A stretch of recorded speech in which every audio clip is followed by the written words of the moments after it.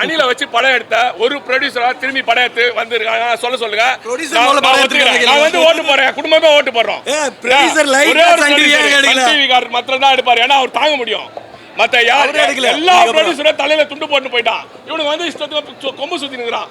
இந்த social media இருந்துட்டு சும்மா வந்து ஒரு பொம்பளை வந்து வீட்டுக்கிட்ட வந்து பேசு, அதோட கஷ்டத்தை சொல்லு, அது பின்னாடி டிவி கேட்க அசிங்கமா உங்களுக்குலாம்.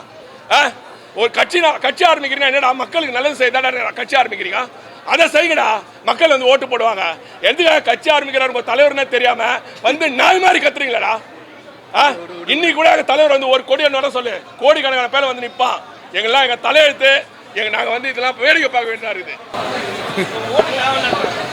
எங்க ஓட்டு தேவையில்லை, அவர் ஜெயிச்சு காமிக்க சொல்லுங்க. ஓட்டு தேவையில்லைன்ற சொல்றவங்க தான் தற்கூரி அரசியல்வாதி. உண்மையை புரிஞ்சுக்குவாங்க.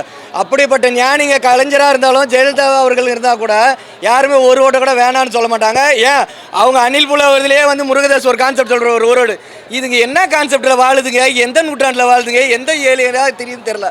உங்களை ஓட்டு வேணாம், அஜித் ஓட்டு வேணாம், கமல் ஓட்டு வேணாம், அப்படி யாராவது ஓட்டு போடுவாங்க. தலைவனை பனையூரை தாண்டி வெளில வர சொல்லுங்க, அதுக்கப்புறம் தான் இவங்களுக்கு அறிவு வரும்.